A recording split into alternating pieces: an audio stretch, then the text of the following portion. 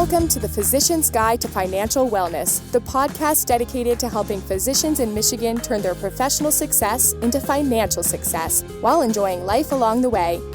And now, here are your hosts, Andrew Mushbaugh and Trent DeBruin. Hi, everyone, and welcome to another episode of the Physician's Guide to Financial Wellness. This is Trent DeBruin, and I'm joined, as always, by my co-host, Andrew Mushbaugh. And today we're going to talk about planning for healthcare and retirement. And we know this is a big topic for anyone approaching retirement. So we'll start out by first explaining it from a high level, then dive into the two key healthcare planning windows in retirement. Prior to Medicare eligibility at age 65, and then from 65 onward once you're eligible for Medicare. And we'll share some practical tips and strategies there. And Trent, I know you like to be reminded about that first phase of pre-Medicare private health insurance because you'll be in that for about 30 more years. Oh, of course. I love paying $20,000 a year in health insurance premiums. Yeah, I guess that's the one downside of being self-employed. Yeah, luckily it's one of the only ones. So outside of me being in the pre-Medicare and paying for a private health insurance phase for the next 30 years, just looking at healthcare planning from a general perspective, I think the reason it tends to be such a big question mark for people heading into retirement is because of how much the situation changes compared to your working years.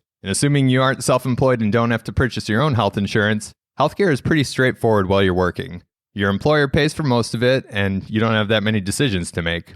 Most employers offer a few different health insurance plans, which each has different features in terms of coverage, premiums, and deductibles. And the biggest decision you have to make is around open enrollment time each fall, in terms of choosing which of the health plan options is best for you or your family based on your situation. And some employers also offer healthcare-related accounts like healthcare flexible spending accounts or health savings accounts.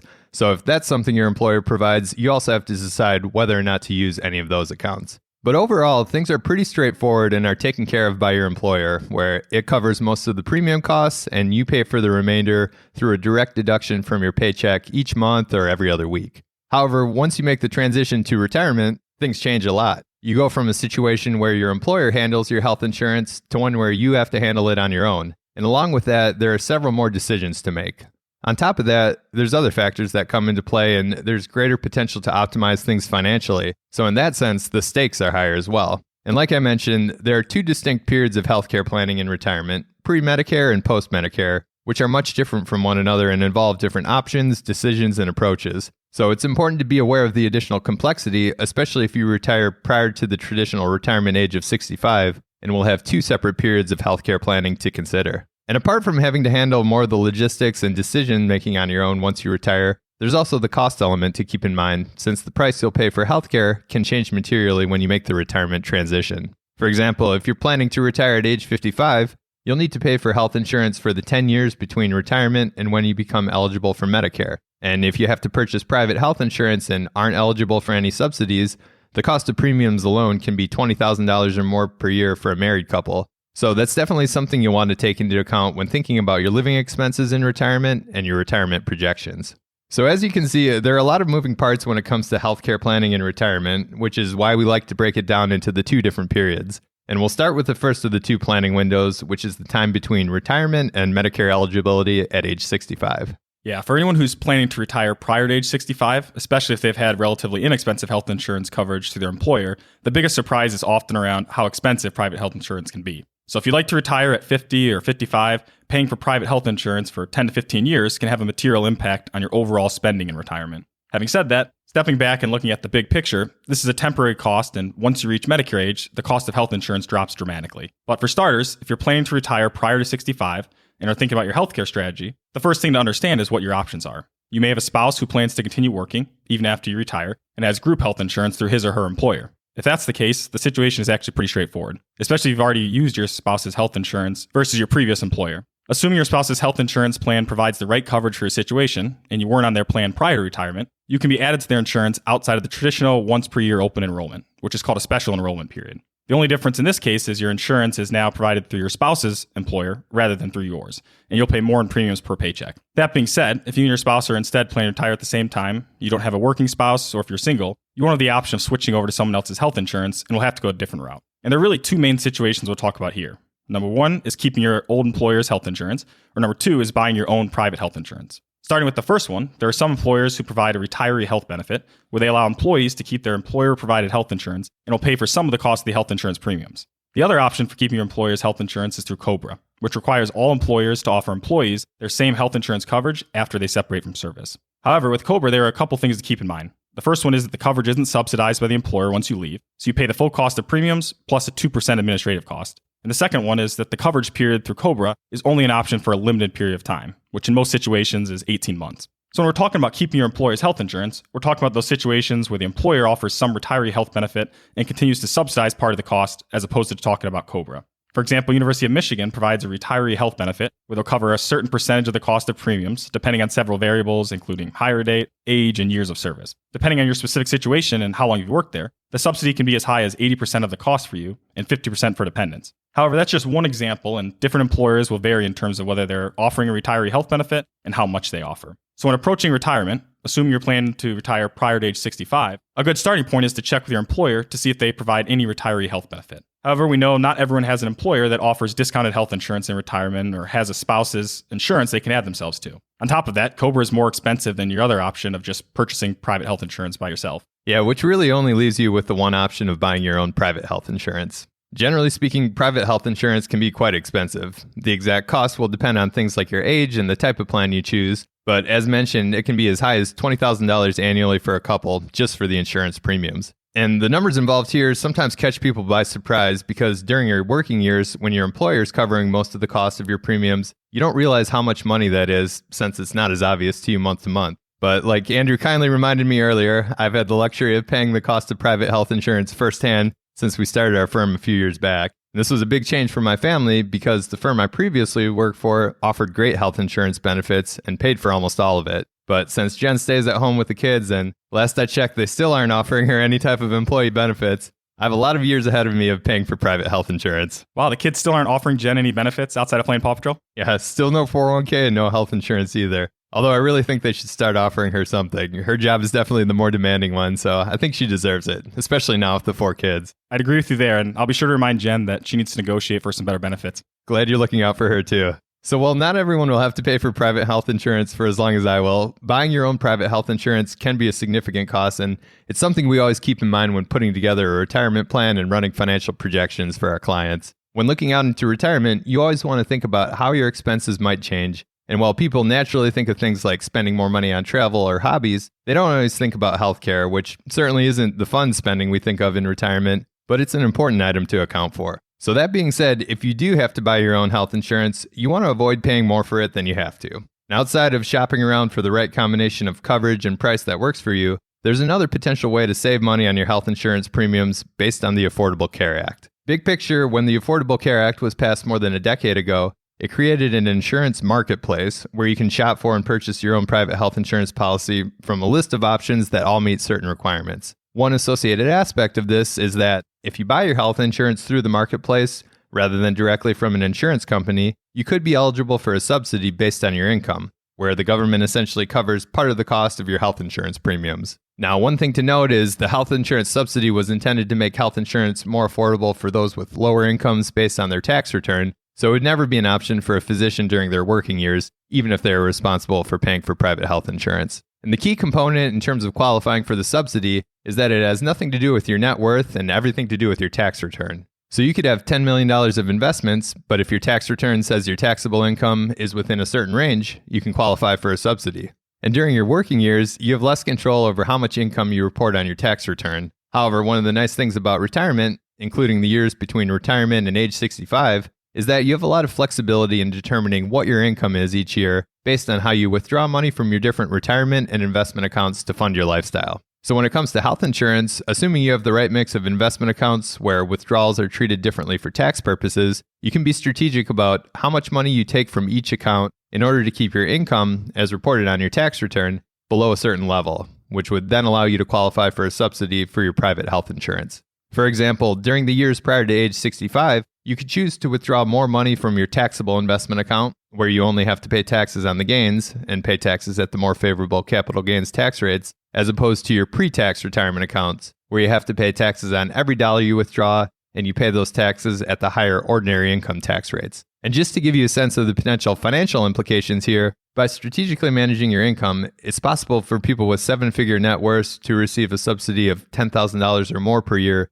toward their health insurance premiums. So as you can see, planning around private health insurance and potential subsidies is another reason why, if you're able to, it's nice to have a diverse mix of retirement accounts. taxable accounts, pre-tax accounts, and Roth accounts, since that opens up the door to more tax planning opportunities throughout retirement. So keep this in mind if you're in this situation, since it can be a great way to reduce the cost of your health insurance premiums between retirement and age 65 to make that healthcare cost a little less painful during those years when it can be a big expense. And lastly, one important thing to note is that trying to manage your income for the healthcare subsidy is just one component of an overall retirement tax plan. And while it can result in you saving a significant amount of money each year in insurance premiums, it may or may not be the best long-term strategy for you, depending on your unique situation. So we always encourage everyone to look at it within the context of their overall financial situation and financial plan, rather than just in isolation. Exactly. It would be easier if there's a one-size-fits-all solution or strategy, but it really does come down to understanding your unique situation before deciding on the best healthcare or tax planning strategy. So the last phase we'll touch on is once you reach age 65 and are eligible for Medicare. Starting out with a basic review, Medicare is the government-subsidized health insurance for retirees. And the idea here is that during your working years, you pay taxes to the government that go toward Medicare. Then when you stop working and retire, you're able to collect the benefit of those taxes by receiving Medicare benefits and paying a smaller monthly premium for coverage. And there are 3 different parts to Medicare. There's Part A, which covers inpatient services, Part B, which covers outpatient services, and Part D, which covers prescription drugs. So you have these 3 parts, and they work together when it comes to providing your health insurance coverage. However, while the 3 parts combined cover around 80% of your potential healthcare costs, a gap remains, which means you may not know what your total out-of-pocket health insurance costs could be in any given year. This is where a supplemental policy comes into play to cover the remaining 20% of potential healthcare costs, which if you're near retirement or getting close to age 65, you've almost certainly seen an exhaustive list of mailings about all the different options you have. But in simple terms, a supplemental policy, which is often referred to as a Medigap policy, as it sounds, works in addition to Medicare and helps cover the portion of the healthcare costs that Medicare doesn't. Logistically, the way it works is once you're on Medicare, Medicare becomes your primary insurance, while your supplemental policy is your secondary insurance.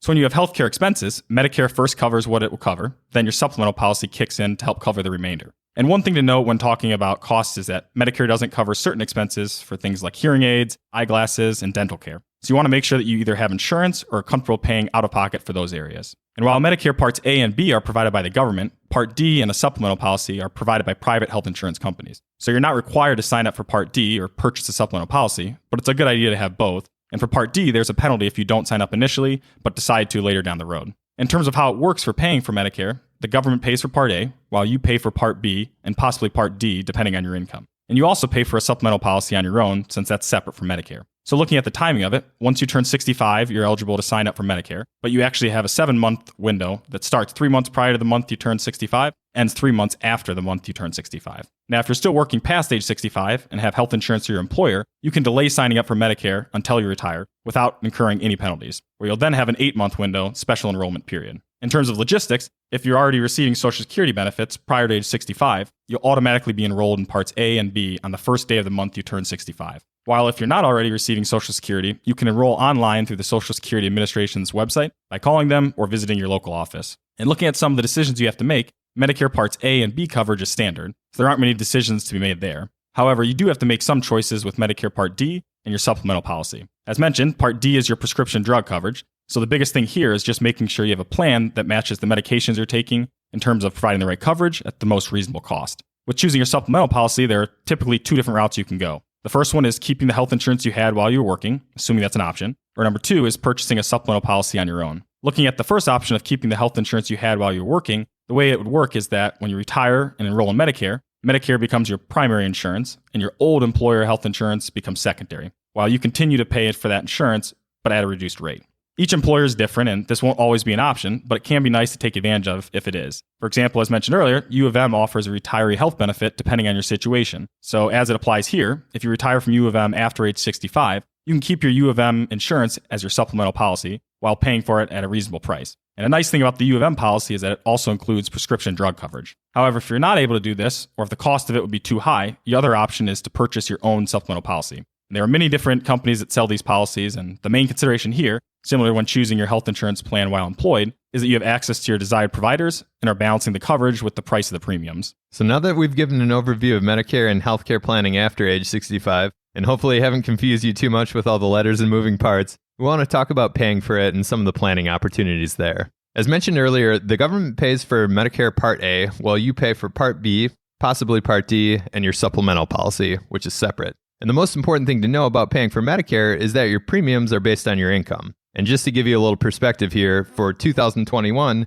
Medicare Part B premiums cost $148.50 a month for people with household income less than $176,000 if married and filing taxes jointly, all the way up to $504.90 a month for people with household income greater than $750,000. So that's a big range, anywhere from a little less than $2,000 a year to a little more than $6,000 a year, depending on your income. And those additional costs associated with having higher income are known as Medicare surcharges. So knowing that Medicare premiums are based on your income, there are certain things you can do in retirement to avoid paying more than what's necessary. And one of these is filing an income-related monthly adjustment amount form when you retire. This is also known as an IRMA form. The idea here is that your Medicare premiums are based on your income as reported on your tax return from 2 years ago. So knowing that your income declines in retirement, once you retire, you can file an IRMA form to reflect your new lower income and have your Medicare premiums based on that income instead of what was likely your peak income during your working years. And for a typical physician, this alone can save several thousands of dollars. Another thing you can do is be strategic about the way you manage your income in retirement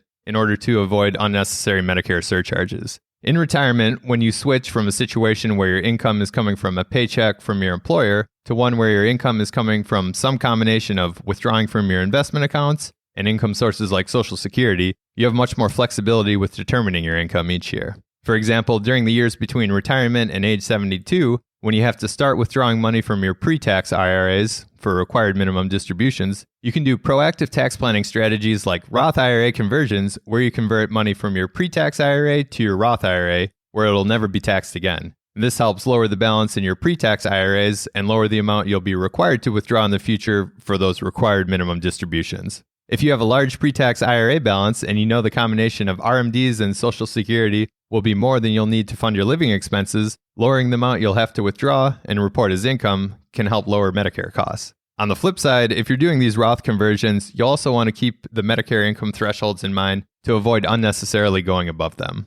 Another thing you can do if you're charitably inclined is once you turn age 70 and a half, you can donate money directly from your pre-tax IRA to charity to help lower your taxable income and keep you below Medicare surcharge levels. As we mentioned in the past, we'd never recommend donating to charity solely for the tax purposes, but if charitable giving is part of your life, this is something you can potentially take advantage of. So those are just a few examples, and there are others, but the key takeaway here is that since Medicare premiums are based on your income, in retirement, you can be smart about the way you manage your income and approach your tax planning in order to avoid paying unnecessary Medicare surcharges. Well, that covers everything we wanted to discuss when it comes to planning for healthcare and retirement. It's certainly a big part of the retirement transition and something that can be a bit overwhelming given all the different moving parts, but hopefully our discussion gave you a better overall framework for how to approach it and how to make some of those key decisions. And just to give a quick recap of what we covered, so when thinking about healthcare planning and retirement, there are really two distinct periods to consider. Prior to age 65, then from age 65 onward, when you become eligible for Medicare, and the planning decisions are different for each. In the pre-65 period, you have to handle healthcare on your own. So the two main options are keeping the insurance you had through your employer or purchasing health insurance on your own.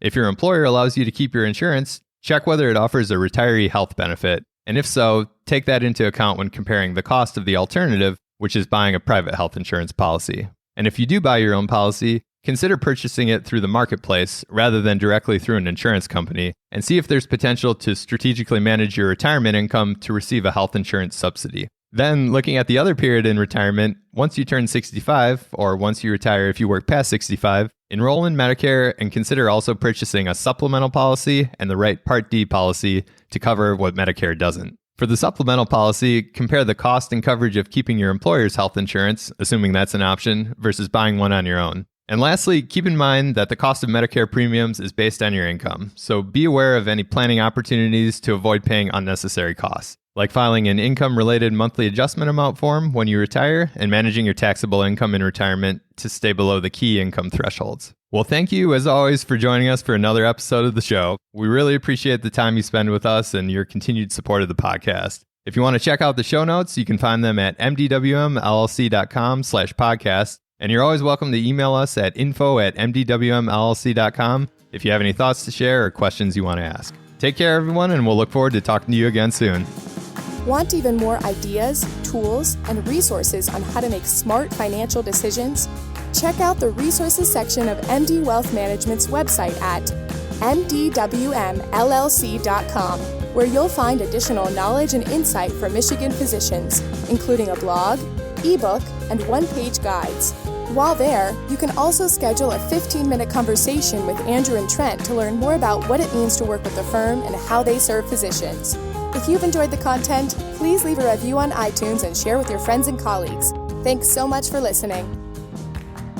Andrew Mushbaugh and Trent DeBruin are certified financial planners, principals, and co-founders of MD Wealth Management, a registered investment advisory firm in the state of Michigan.